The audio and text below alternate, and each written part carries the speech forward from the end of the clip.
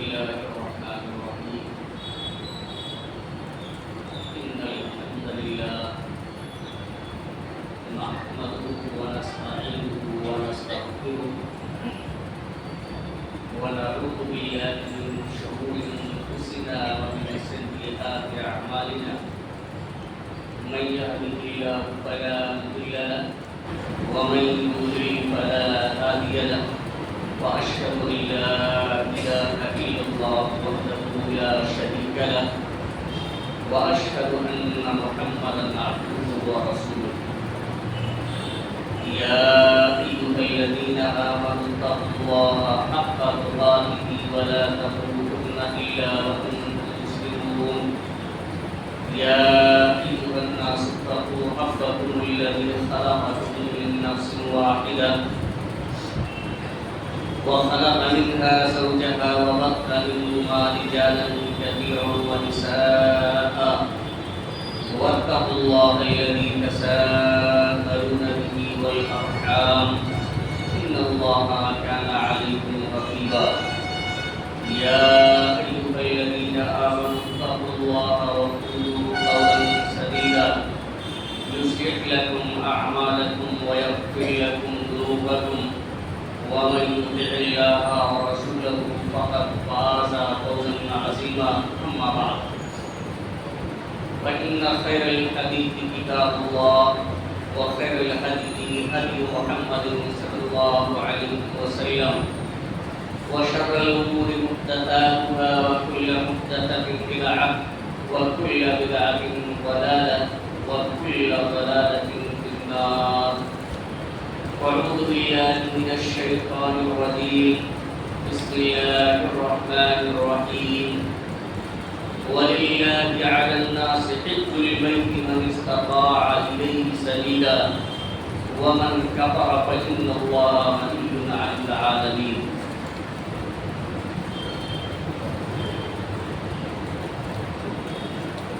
معزز سامعین کرام حاضرین جمعہ عزیز طلباء امت مسلمہ کے نوجوان ساتھیوں اور پردہ نشین خواتین ملت اسلامی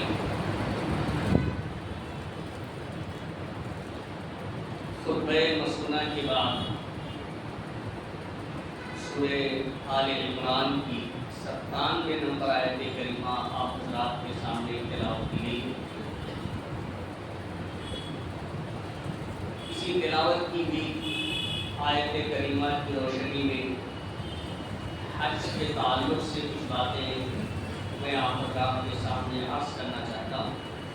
اللہ رب العالمین سے دعا ہے کہ الہ العالمین ہمیں کتاب و سنت کی روشنی میں صحیح بات کہنے اور کما حق اس پر عمل کرنے کی توفیق عطا فرمائے. آمین. حاضرین گرامی،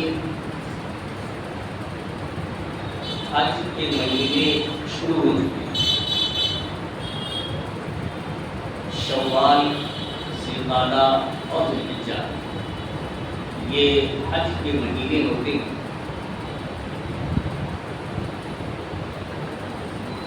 جس طرح سے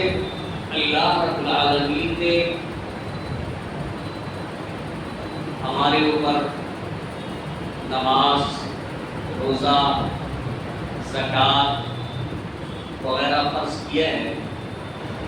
اسی طرح اللہ رب العالمین نے ہر عاقل بالغ مسلمان پر جو خانہ کعبہ تک آنے جانے کی طاقت رکھتا ہو اس پر زندگی میں ایک بار حج فرض کیا ہے. حج اسلام کے جو 5 بنیادی ارکان ہیں، جو 5 بنیادی ستون ہیں، انہیں ارکان اور انہیں ستونوں میں سے ایک ستون اللہ رب العالمین نے اس آیت کریمہ کے اندر ارشاد فرمایا کہ وَلِلَّهِ عَلَى النَّاسِ حِجُّ الْبَيْتِ مَنِ اسْتَطَاعَ إِلَيْهِ سَبِيلًا، کہ اللہ کے لیے خانہ کعبہ کا حج کرنا ان لوگوں پر واجب اور ضروری ہے جو اس کے راستے کی طاقت رکھتے ہیں۔ استطاعت سے مراد کیا ہے؟ حدیث شریف سے معلوم ہوتا ہے کہ استطاعت سے مراد ہے ذات راہ اور سواری۔ ہر عاقل بالغ اور مسلمان اگر وہ خانہ کعبہ تک جانے اور آنے کا خرچ برداشت کر سکتا ہے، اس کے پاس سواری ہے یا سواری کا کرایہ وغیرہ دے سکتا ہے، راستہ پرامن ہے، جان و مال کا خطرہ نہیں ہے، تو ایسی صورت میں شخص کے لیے، اس مسلمان کے لیے حج کرنا فرض ہے، واجب اور ضروری ہے۔ اگر استطاعت کے باوجود کوئی شخص اس فریضے کی ادائیگی نہیں کرتا ہے تو وہ کفر ہے، جسے اللہ رب العالمین نے ان الفاظ میں تعبیر کیا ہے، وَمَنْ كَفَرَ فَإِنَّ اللَّهَ غَنِيٌّ عَنِ الْعَالَمِينَ، کہ جس شخص کو استطاعت ہو خانہ کعبہ تک پہنچنے کی اور واپس آنے کی، تو اس کے لیے اللہ رب العالمین کے لیے حج کرنا، اللہ رب العالمین کی رضا اور اس کی خوشنودی کے لیے حج کرنا واجب و ضروری ہے۔ ومن کفر، لیکن جو شخص کفر کرے، انکار کرے، یعنی طاقت ہو جانے کے باوجود وہ حج نہ کرے، اللہ رب العالمین نے اسے مال و دولت سے نوازا ہے، اس کے باوجود بھی اگر وہ حج نہ کرے تو ومن کفر، جو شخص کفر کرے، یعنی حج نہ کرنا استطاعت کے باوجود یہ کفر ہے، فَإِنَّ اللَّهَ غَنِيٌّ عَنِ الْعَالَمِينَ، تو جان لیں کہ اللہ رب العالمین تمام دنیا والوں سے بے پرواہ ہے، یعنی اللہ رب العالمین کا وہ شخص نقصان نہیں کر سکتا ہے، اللہ رب العالمین کو اس کی ضرورت نہیں ہے۔ حج کرنا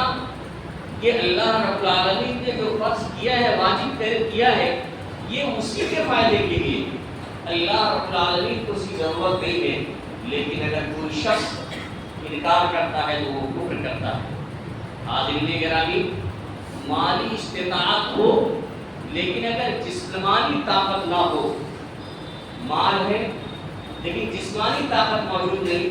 سفر کرنے کے قابل نہیں، چاہے بڑھاپے کی وجہ سے یا جسمانی کمزوری اور بیماری کی وجہ سے اگر وہاں تک نہیں پہنچ سکتا ہے، تو ایسے شخص کو اپنی طرف سے کسی دوسرے سے حج کرا لینا چاہیے۔ حدیث سے یہ بات معلوم ہوتی ہے، اللہ کے رسول صلی اللہ علیہ وسلم نے باقاعدہ اس کا حکم دیا۔ ایک حدیث ہے جس کے راوی عبداللہ بن مسعود رضی اللہ تعالیٰ، عبداللہ بن عباس رضی اللہ تعالیٰ عنہ، بخاری شریف کی روایت ہے کہ خثعم قبیلے کی ایک عورت حجۃ الوداع کے موقع پر اللہ کے رسول صلی اللہ علیہ وسلم کچھ دیر کے لیے ایک جگہ ٹھہرے اور اپنے پیچھے حضرت فضل بن عباس رضی اللہ تعالیٰ عنہ کو اپنی سواری پر سوار کیے ہوئے تھے۔ کچھ دیر کے لیے آپ صلی اللہ علیہ وسلم ٹھہرے اپنی سواری کے ساتھ، تاکہ لوگ آپ سے کچھ پوچھنا اگر چاہتے ہو، کچھ سوال کرنا چاہتے ہو تو آپ سے پوچھ لیں، سوال کر لیں، فتویٰ وغیرہ معلوم کر لیں اگر کسی کو ضرورت ہے۔ تو حدیث کے الفاظ ہیں کہ جاءت امرأۃ من خثعم عام حجۃ الوداع،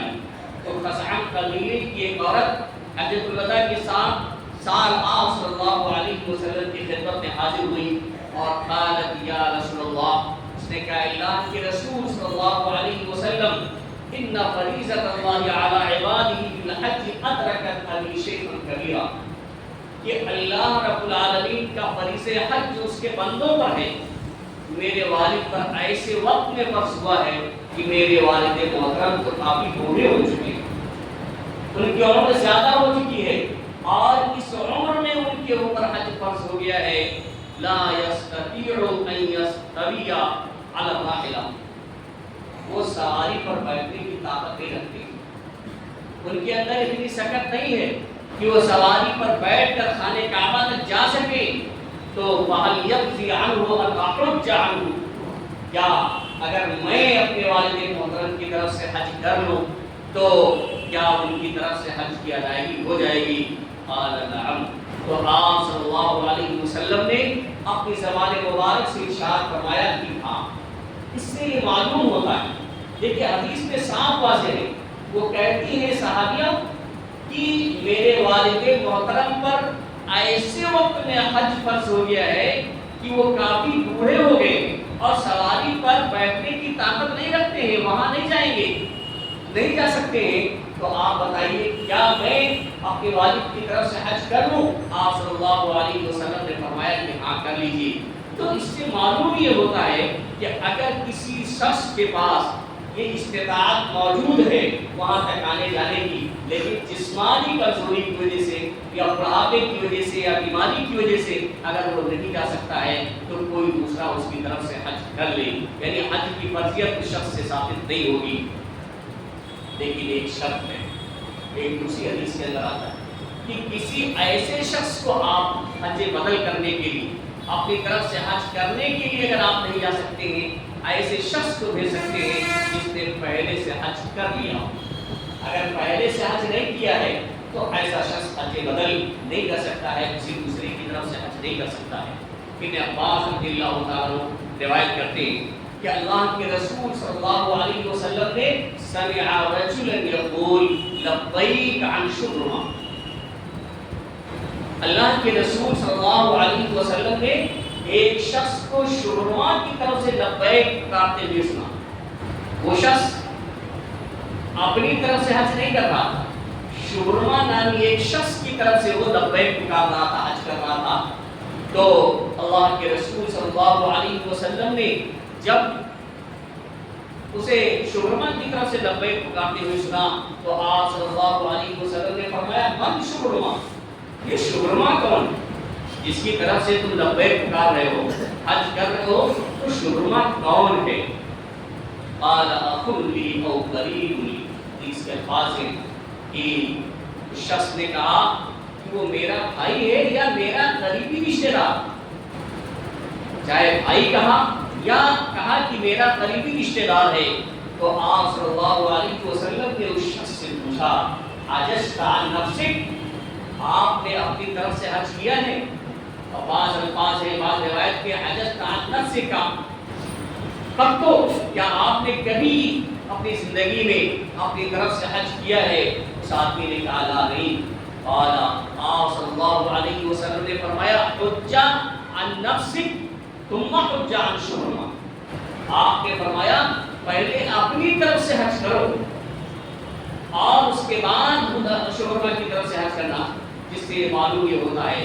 کہ حج بدل وہی شخص کر سکتا ہے. کوئی شخص کسی قریبی کی طرف سے یا کسی بھی مسلمان بھائی کی طرف سے حج اسی وقت کر سکتا ہے جب اس نے اپنی زندگی میں پہلے کبھی اس نے حج کیا ہو. اگر نہیں کیا ہے تو حج بدل نہیں کر سکتا ہے. اگر اتفاق سے کوئی شخص چلا گیا ہے کرنے کے لیے تو جیسے اللہ کے رسول صلی اللہ علیہ وسلم نے اس صحابی رسول کی نیت تبدیل کر دی، معلوم ہونے کے بعد اسے نیت تبدیل کرنا چاہیے اور اپنی طرف سے اسے حج کرنا چاہیے.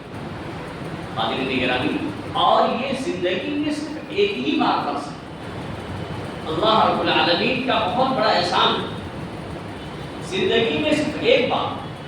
ایسا نہیں کہ ہر سال فرض کر دیا ہے یا ہر مہینے فرض کر دیا، بلکہ ہر سال نہیں، زندگی میں ایک بار اگر کوئی استطاعت ہونے پر حج کر لیتا ہے تو پوری زندگی گویا کہ اس نے اس فریضے کی ادائیگی کر لی ہے. ابو ہریرہ رضی اللہ تعالیٰ عنہ روایت کرتے ہیں کہ اللہ کے رسول صلی اللہ علیہ وسلم نے خطبہ ارشاد فرمایا اور کہا کہ ایھا الناس ان اللہ قد فرض علیکم الحج فحجوا. خطبے کے دوران آپ صلی اللہ علیہ وسلم نے فرمایا کہ لوگوں، اللہ تعالیٰ نے تمہارے اوپر حج فرض کیا ہے، فحجوا، تو تم لوگ حج کرو. فقال رجل اکل عام یا رسول اللہ. تو ایک صحابی رسول کھڑے ہوئے. ایک دوسری روایت میں آتا ہے کہ وہ اقرا بن حابس رضی اللہ تعالیٰ، اقرا بن حابس وہ کھڑے ہوئے. انہوں نے کہا اکل عام یا رسول اللہ، اللہ کے رسول صلی اللہ علیہ وسلم کیا ہر سال حج فرض ہے؟ ہر سال حج فرض ہے؟ بس سکا تھا تو آپ خاموش ہوئے. آپ نے کوئی جواب ہی نہیں دیا. جب وہ کھڑے ہوئے اور پوچھا کیا ہر سال حج فرض کریں ہے؟ تو انہوں نے کوئی جواب، آپ صلی اللہ علیہ وسلم نے کوئی جواب نہیں دیا، حتی قالها ثلاثا، یہاں تک کہ صحابی رسول نے 3 مرتبہ یعنی اصرار کے ساتھ پوچھا کیا ہر سال اللہ کے رسول کیا ہر سال اللہ کے رسول کیا ہر سال حج فرض ہے؟ تو آپ صلی اللہ علیہ وسلم نے اس کا جواب دیا اور کہا لو قلت نعم لوجب، اگر میں ہاں کہہ دیتا تو ہر سال کے لیے حج فرض کر دیا جاتا۔ اور پھر آپ صلی اللہ علیہ وسلم نے فرمایا کہ دیکھو جس چیز کو تمہیں میں نہ بتاؤں، جس میں میں سکون اختیار کروں، مجھے چھوڑ دو، پھر سوال کرنے کی ضرورت نہیں ہے، کیونکہ میں تو تبلیغ کے لیے اسلام کا پیغام پہنچانے ہی کے لیے میں آیا ہوں، تو جو ضرورت ہوگی وہ میں پہنچاؤں گا۔ سنو انما ہلاک من کان قبلکم بکثرت الدعاء، تو ان سے پہلے کے لوگ کثرت سوال کی وجہ سے واختلاف علی انبیائہم اور اپنی انبیاء کرام سے اختلاف کرنے کی وجہ سے ہلاک ہو گئے۔ وَإِذَا أَمَرْتُكُمْ بِشَيْءٍ فَأْتُوا مِنْهُ مَا اسْتَطَعْتُمْ، اس لیے جب میں تمہیں کسی چیز کا حکم دوں کسی چیز کے کرنے کا تو طاقت کے مطابق اس پر عمل کرو۔ اور وَإِذَا نَهَيْتُكُمْ عَنْ شَيْءٍ فَدَعُوهُ، اور جب تمہیں کسی چیز سے روک دوں تو رک جاؤ۔ تو اس حدیث سے یہ معلوم ہوتا ہے کہ حج کا جو یہ فریضہ ہے زندگی میں صرف ایک بار فرض ہے، لیکن ایک سے زائد بار اگر کوئی کرتا ہے تو معیوب نہیں ہے، بلکہ اللہ کے رسول صلی اللہ علیہ وسلم نے حکم دیا ہے کہ بار بار آپ کرتے رہیں، کیونکہ اس کا بہت زیادہ اجر و ثواب ہے۔ آپ دیکھیں کتنا زیادہ اجر و ثواب ہے حج کرنے کا کہ زندگی میں ایک بار کرنا، لیکن اگر اخلاص کے ساتھ، للہیت کے ساتھ اور حلال مال کے ذریعہ اگر کوئی شخص کرتا ہے تو اس کا دیکھیں کتنا اجر و ثواب ہے۔ اللہ کے رسول صلی اللہ علیہ وسلم نے فرمایا کہ من حج للہ فلم یرفث ولم یفسق رجع کیوم ولدتہ امہ، یہ بخاری شریف کی روایت ہے۔ ابو ہریرہ رضی اللہ تعالیٰ عنہ اس کی راوی ہے کہ اللہ کے رسول صلی اللہ علیہ وسلم نے فرمایا کہ من حج للہ، جس نے اللہ کے لیے حج کیا۔ سارے لوگ اللہ کے لیے نہیں حج کرتے، یہ بھی آپ کو معلوم ہونا چاہیے۔ کچھ لوگ تو دکھانے کے لیے چلے جاتے ہیں، تو وہ اللہ کی رضا مقصود نہیں ہوتی ہے، وہ تو صرف دکھانے کے لیے کہ نام کے ساتھ حاجی لگ جائے یا معتمر کہا جانے لگے، وہ دکھاوا ہوتا ہے لوگوں میں۔ تو جو شخص اللہ کے لیے کرے، یعنی اخلاص اس کے اندر، دکھاوا نہ ہو، ریاکاری نہ ہو، صرف حاجی کہلانے کے لیے نہیں بلکہ اللہ کی رضا اور اس کی خوشنودی کے لیے جو شخص حج کرے، ولم یرفث، اور بیوی سے ہمسری نہ کرے اس دوران، ولم یفسق، اور گناہ کا کوئی کام نہ کرے، کوئی حج کے دوران غلطی نہ کرے، مگر کوئی گناہ کا کام نہ کرے، تو رجع کیوم ولدتہ امہ، تو حج سے فراغت کے بعد ایسے ہی واپس لوٹے گا جیسے کہ اس کو اس کی ماں نے جنا۔ آپ غور کریں، بچہ جب پیدا ہوتا ہے اپنی ماں کے پیٹ سے تو معصوم الخطا اس وقت ہوتا ہے، وہ گناہوں سے پاک صاف ہوتا ہے، اس کے ذمے کو کسی طرح کا کوئی بھی گناہ نہیں ہوتا ہے، کوئی جرم اور کوئی غلطی اس نے نہیں کی ہوئی ہوتی ہے۔ تو اگر کوئی شخص اخلاص کے ساتھ، خلوص للہیت کے ساتھ اگر اللہ کے لیے حج کرتا ہے اور جو ہے اس کو فجور سے دور رہتا ہے، گناہوں سے بچتا ہے، تو حج سے فراغت کے بعد اسی بچے کی طرح سے گناہوں سے پاک صاف ہو جائے گا جیسے بچہ اپنی ماں کے پیٹ سے پیدا ہوگا۔ آپ سوچیں یہ کتنا اونچا مقام ہے حج کرنے کا، اس فرضیت کے ادا کرنے کا کتنا بڑا اجر و ثواب ہے۔ اور ایک دوسری روایت کے اندر جس کے راوی حضرت ابو ہریرہ رضی اللہ تعالیٰ عنہ وہی ہے کہ نبی صلی اللہ علیہ وسلم نے فرمایا العمرۃ الی العمرۃ کفارۃ لما بینہما، ایک عمرہ سے دوسرے عمرہ کے درمیان کا وہ کفارہ ہو جاتا ہے، یعنی ایک بار کسی نے عمرہ کیا ہے پھر دوبارہ وہ عمرہ کرنے کے لیے جاتا ہے تو درمیان میں جو اس کے گناہ ہوتے ہیں تو ایک عمرہ دوسرے عمرے تک کے لیے گناہوں کا کفارہ بن جاتا ہے۔ والحج المبرور لیس له جزاء الا الجنہ، اور حج مبرور، حج مقبول، وہ حج جو اللہ رب العالمین کے دربار میں قبول ہو جائے، اس کے بارے میں اللہ کے رسول نے فرمایا کہ حج مبرور جو حج مقبول ہے، جس میں کوئی گناہ کا کام نہ کیا گیا ہو، اس کو رجوع سے اجتناب کیا گیا ہو، تو ایسا حج مبرور کا بدلہ جنت ہی۔ لیکن یہ اللہ کے رسول نے فرمایا۔ اسی طرح سے ایک دوسری حدیث کے اندر اللہ کے رسول صلی اللہ علیہ وسلم نے فرمایا تابعوا بین الحج والعمرہ، حج اور عمرہ کے بعد دیگرے کرتے رہو۔ اللہ رب العالمین اگر توفیق دے، استطاعت ہے تو آپ نے حج کیا، پھر چلے گئے عمرہ کر لیا، پھر موقع ملا اللہ تعالیٰ نے طاقت دی ہے، پھر چلے گئے حج پہ حج کر لیا، پھر ایسے عمرہ کر لیا۔ یہ اللہ کے رسول نے فرمایا تابعوا بین الحج والعمرہ، حج و عمرہ کے بعد دیگرے کرتے رہو، وَإِنَّهُ يَنْفِيَانِ الْفَقْرَ وَالذُّنُوبَ، کیونکہ یہ دونوں ہم اور آپ یہ سمجھتے ہیں کہ کچھ پیسے ہیں تو حج پہ چلے جائیں گے تو سب خرچ ہو جائیں گے، عمرے کے لیے چلے گئے تو پیسے تو خرچ ہو جائیں گے، محتاجی آ جائے گی۔ لیکن اللہ کے رسول صلی اللہ علیہ وسلم اپنی زبان مبارک سے یہ فرماتے ہیں کہ فَإِنَّهُمَا يَنْفِيَانِ الْفَقْرَ وَالذُّنُوبَ، کیونکہ یہ دونوں حج اور عمرہ یہ دونوں محتاجی کو دور کر دیتے ہیں،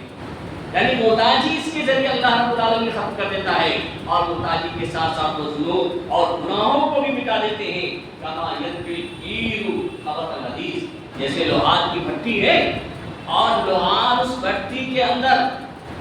لوہے کو تپاتا ہے، گرم کرتا ہے، تو اس لوہے پر جو زنگ لگی ہوتی ہے، جو میل کچیل جمع ہوتا ہے، وہ میل کچیل بالکل دور ہو جاتا ہے، لوہا بالکل صاف ہو جاتا ہے۔ ایسے ہی اگر کوئی شخص حج اور عمرہ کرتا ہے تو اللہ رب العالمین آدمی کے گناہوں کو دور کر دیتا ہے، گناہوں سے پاک صاف کر دیتا ہے، اور ساتھ ہی اس کے محتاجی سے بھی دور کر دیتا ہے، بے نیاز کر دیتا ہے اللہ رب العالمین۔ حج کرنے والے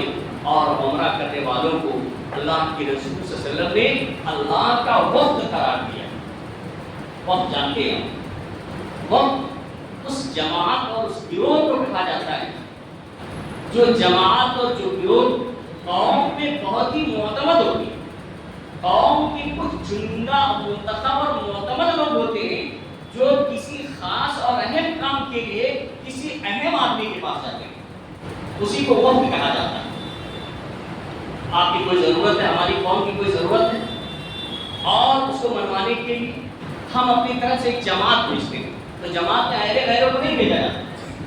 اس کسی کے پاس آپ بھیج رہے ہیں اپنی بات کو منوانے کے لیے، تو ہر کسی کو نہیں بھیج دیا جاتا ہے کہ فلاں خاندان کا تو بھیج دیا جائے ایسا ہے، بلکہ وہ معتمد آدمی ہوتا ہے، لوگوں کا اس پر اعتماد ہوتا ہے اور اس کی بات پر وہ بھروسہ کرتے ہیں۔ تو معتمد اور معزز لوگ جو ہوتے ہیں اور کسی معزز شخصیت کے پاس جاتے ہیں کسی اہم کام کے لیے، ایسے لوگوں کو وفد کہا جاتا ہے۔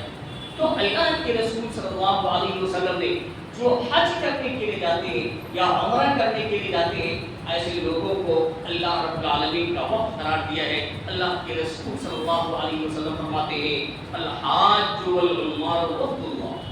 حاجی اور عمرہ کرنے والے لوگ یہ اللہ کا وفد ہے، ان دعوہ اجابہ، اگر وہ اللہ سے دعا کرتے ہیں تو اللہ رب العالمین ان کی دعا کو قبول فرماتا ہے۔ وَإِنْ اسْتَغْفَرُوهُ غَفَرَ لَهُمْ، اور اگر اللہ رب العالمین سے وہ استغفار کرتے ہیں، اپنے گناہوں کی معافی طلب کرتے ہیں اللہ کے دربار میں حاضر ہو کر کے، تو اللہ رب العالمین ان کی مغفرت فرما دیتا ہے۔ اور ایک حدیث سلسلے میں میں آپ کے سامنے سے پڑھوں، عمرو بن عاص رضی اللہ تعالیٰ عنہ، دیکھیں کتنا اس کی فضیلت ہے، کیسے اللہ رب العالمین حج کے ذریعہ گناہوں کو مٹا دیتا ہے۔ عمرو بن عاص رضی اللہ تعالیٰ عنہ کہتے ہیں پہلے بڑی دشمنی رکھتے تھے اللہ کے رسول سے، اسلام سے، لیکن کہتے ہیں فلما جعل اللہ، لمبی حدیث ہے، فلما جعل اللہ الاسلام فی قلبی، لیکن جب اللہ تعالی نے میرے دل کے اندر اسلام کو ڈال دیا، جب اسلام کی مجھے سمجھ آ گئی اور اسلام کے تئیں میرے دل میں نرمی پیدا ہوئی، اللہ رب العالمین نے میرے دل کے اندر جب اسلام ڈال دیا، تو کہتے ہیں اتیت النبی صلی اللہ علیہ وسلم، میں نبی صلی اللہ علیہ وسلم کی خدمت میں حاضر ہوا، فقلت، اور میں نے کہا کہ اللہ کے نبی صلی اللہ علیہ وسلم انصب یمینک فلیبایعک، اے نبی کریم صلی اللہ علیہ وسلم آپ اپنا دایاں ہاتھ بڑھائیے، میں آپ سے بیعت کرنا چاہتا ہوں۔ یہ عمرو بن عاص رضی اللہ تعالیٰ کو بیان کرتے ہیں، اور یہ مسلم شریف کی روایت ہے، طویل روایت ہے، کہتے ہیں کہ میں نے نبی صلی اللہ علیہ وسلم سے کہا کہ آپ اپنا دایاں ہاتھ بڑھائیے، میں آپ سے بیعت کرنا چاہتی ہوں۔ تو کہتے ہیں فبسط یدہ، آپ صلی اللہ علیہ وسلم نے اپنے ہاتھ بڑھائے. پھر یہ کہتے ہیں فقبضت یدی،